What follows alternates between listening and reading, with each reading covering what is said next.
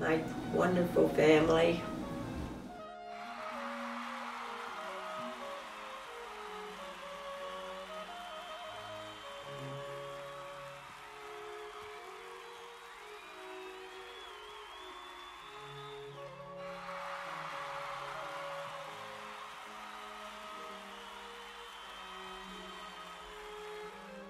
Great-grandchildren.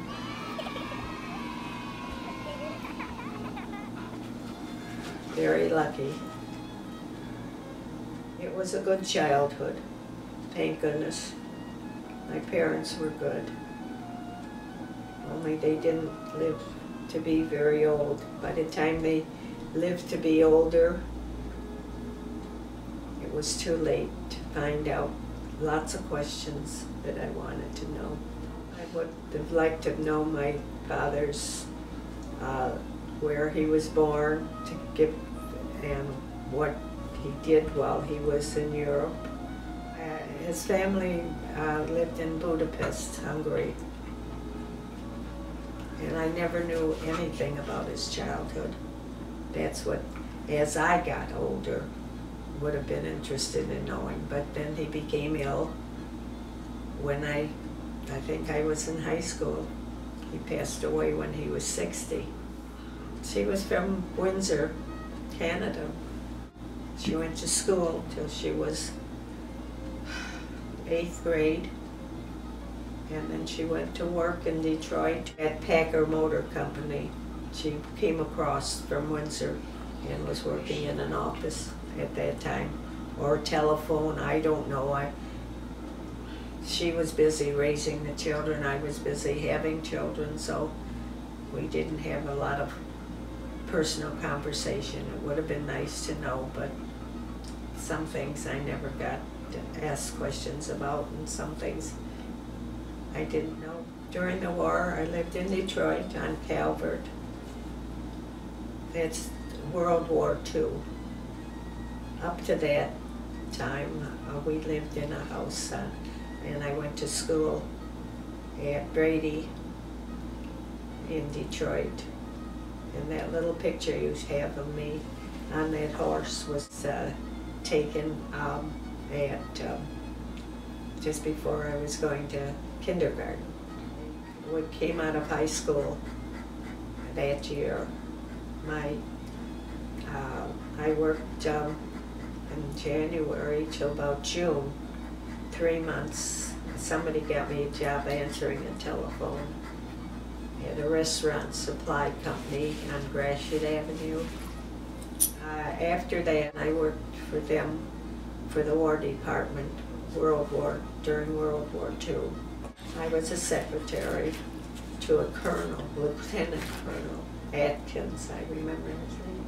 Mm-hmm. I met Joe through his sister, Gertrude, which I met at one of the occasions that I was going to, and we became friends.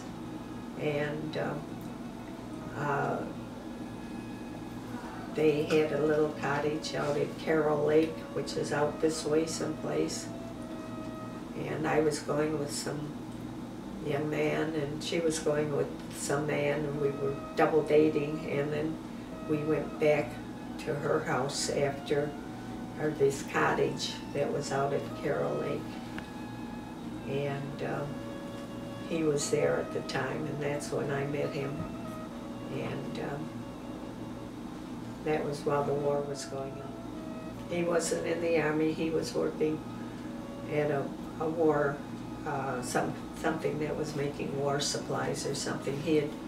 I don't think he had graduated dental school at that time, I don't remember exactly. Mm-hmm. This picture shows, we were on our honeymoon in Chicago, you're right, I've forgotten about that. Stayed at the Meyer Hotel. Well, there was a time there when I was, after high school, I had a lot of fun with a lot of the young people from high school. We used to go to Eastwood Gardens to dance out there. It was strictly maybe 5 or 6 of us with our friends, We even sat at their homes. They sat at my home. We played spin the bottle. Very naive in those days, believe me. Right now, health-wise, it's not a good age, but mentally it is a good age. I've got wonderful children. I've got beautiful families. And what's keeping me in this chair is not a painful situation. It might become a painful situation as time goes on, but right at the moment now, I'm in not any strict pain. And I know who everybody is and how wonderful my family has treated me. And it was a good time with children, but you know, there's always problems with having children. And but thank goodness they grew up and are wonderful, wonderful citizens, people. Call it what you want. Raising my children. Do you see Lisa? That reminds me of Lisa. My children growing up. One girl and two boys. We didn't have things as things are now. So the children weren't. They had bicycles. What else did they have there in those days? Not much, just friendships, friends that they were able to be in touch with, but nothing of a great extent financially, let's put it that way. What I can remember, my father had a Model T Ford, and he had a sister that lived on, I don't even know where, it might have been the east side. We on Sunday, just she and my brother, we get in this Model T Ford and we drive. My father at that time had a shoe store. That's when I think before Marvin was born, as you're pushing me backwards here a little bit.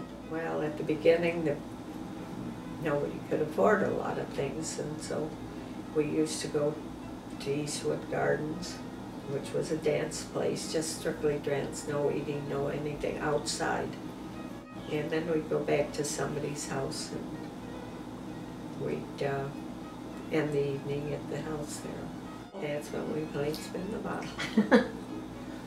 Who told you that? I lost all the time, but I didn't have to do any kissing. I had quite a few boyfriends I turned my head at.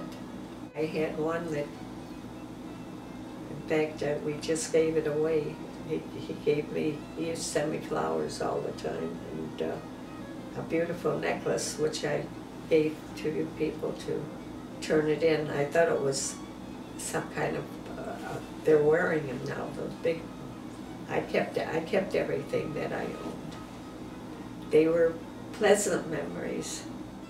We were married at either the Whittier, was it the Whittier? The whole family, including children, because we had a beautiful Coven family. It was my mother's family that I was close to, and my few neighbors, and a few of what was left of my father's family. When the children were young, we were up at Charlevoix, Michigan. We drove up there. No air conditioning in the car. And I think we should have pictures too of that. And on a couple of occasions, my mother came along to help me take care of the children. We drove up there every summer. That was because of the children. I guess they were in school by that time. A long time ago, I never had time to watch the Tigers. Maybe on radio I would listen to it, but I never had time to sit and watch while the children were there. I was busy in the kitchen, I was busy with my mother, I was busy with my father, Harold Ender. Who else? And I had another one, what was his name? Oh gosh, what was his name? Thanks, Mom. That's it. And thank you for everything that you've done for our whole lives. We love you and we appreciate you so much, and we wish you a very happy and healthy 91st birthday. Thank you.